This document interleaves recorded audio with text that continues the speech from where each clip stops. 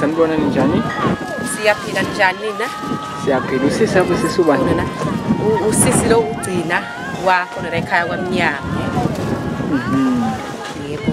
Mhlawumbe mungasichazela nje sibone kuyaphithizela ekhaya ngena nezimoto. Mungasichazela ukuthi kwenzakalani?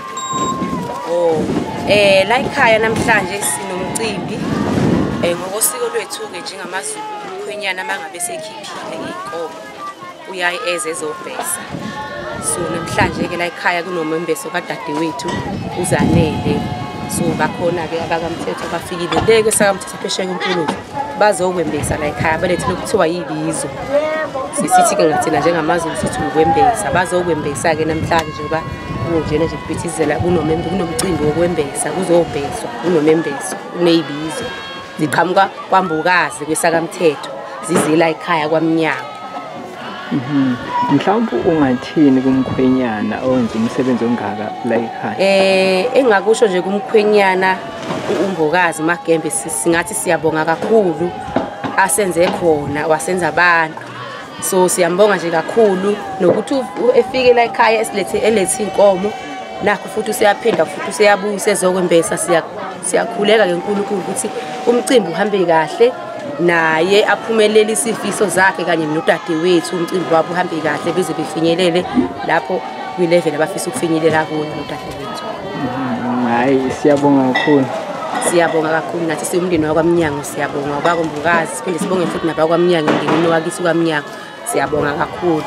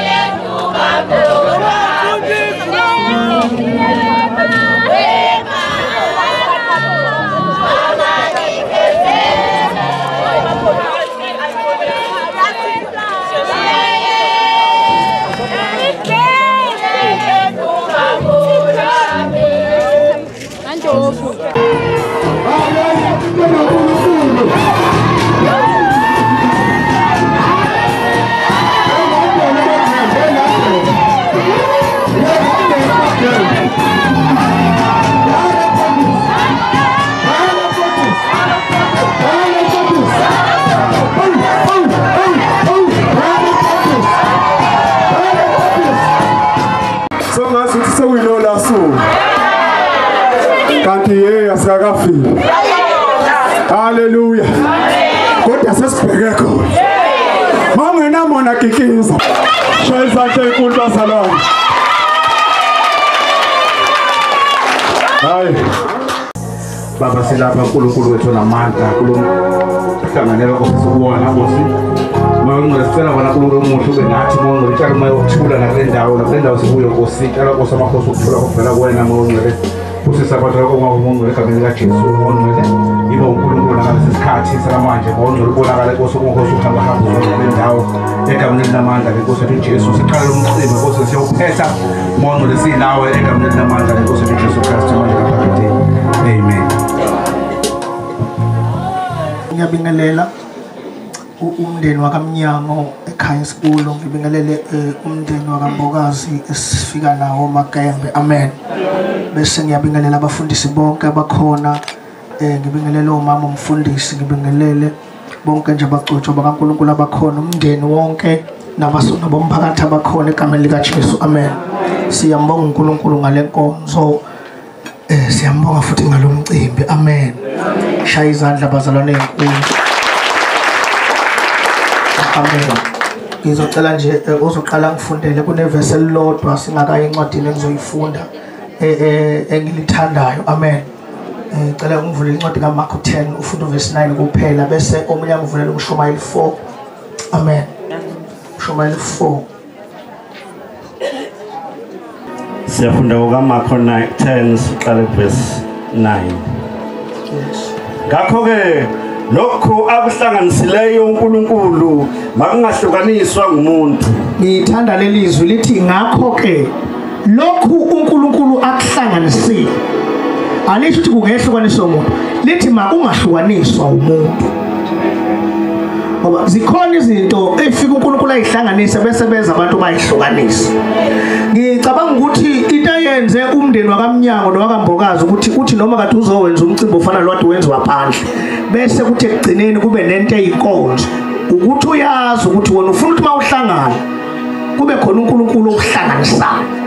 Manje ngizwe iBhayibheli lithi okuhlanganiswe uNkulunkulu makungahlukaniswa ubani bazalwane. So namanje sizofakaza sithi uNkulunkulu wena ohlanganisile. Shuthi uNkulunkulu mayethi okuhlanganiswe yimi makungahlukaniswa umuntu. Shuthi umuntu ozozama ukuhlukanisa labo maye kuye. Ngoba zikhona izinto ezihlanganayo bese kuba khona abantu abafikayo bayihlukanisa. Kunabantu namhlanje sebahlukana kade babehlanganiswe uNkulunkulu. Kwaba umuntu wabahlukanisa maye kuye. Ngoba lithi iBhayibheli okuhlanganiswa uNkulunkulu makungahlukaniswa umuntu. Sholo mzalwane thani makungahlukaniswa umuntu. Thani mabangahlukaniswa umuntu. Noma ngabe wakamnyango, noma ngabe wakambokazi, noma ngabe wasemphakathini, kodwa makungahlukaniswa abantu bazalwane. Sesiye emazwini. Amen. Siyafunda bazalwane incwadi kaMshumayeli 4 siqala pha verse 9. Ungcono ababili kunoyedwa. Ungcono ababili kunoyedwa. Tsho sicongotha kungcono ababili kunoyedwa. So uma usewedwa ungakatholi umuntu lenkinga.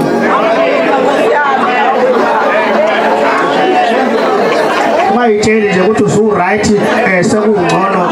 Lithi iBhayibheli ungcono ufunde futhi. Kunoyedwa. Uyabona kathi usewedwa izinto kungathi uyayizama zingahlangani ngoba uwedwa. So leli iBhayibheli kungcono ababili kunonjani bazalwane? Kunoyedwa. Sesixoxa bangcono ababili kunoyedwa. Uyabona lokho ngoba lokuhlanganisa kukhona lokho ekugxeka ethi yeka umtshela thani into angihlalisile ukuthi kungcono ababili kunoyedwa. Zama nami yiko ngizama ukuthi ngithole umuntu. Ngoba umuntu bayedwa uyahluleka. Funda baba. Omkhulu ngomshikashika wabo. Ngoba noma bashikashikeka kodwa banomvuzo omkhulu ngoba babili bayasizana. Njalo sathele ngotha ngitholo wakho. Ngoba ngona babili kunonjani bazalwane? Basizana.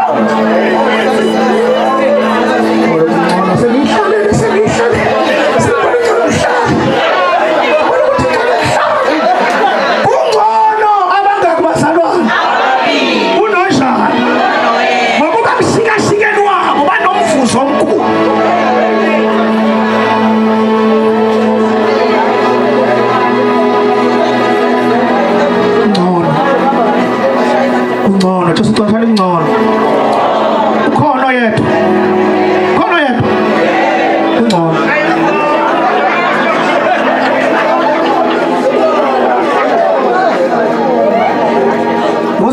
mina iBhayibheli lithi kungcono ababili kunonjani baba ngoba nomvuzo omkhulu amshikashikeni funda baba ngokuba uma bewa omunye uyamvusa umngane asizayo babe babili uma bewa omunye noma eshimlika khona omvusayo akawe ngavuswa umuntu kuba ngcono babe babili ukunonjani bazalwane ngoba mayewa lo yedwa khona omvusa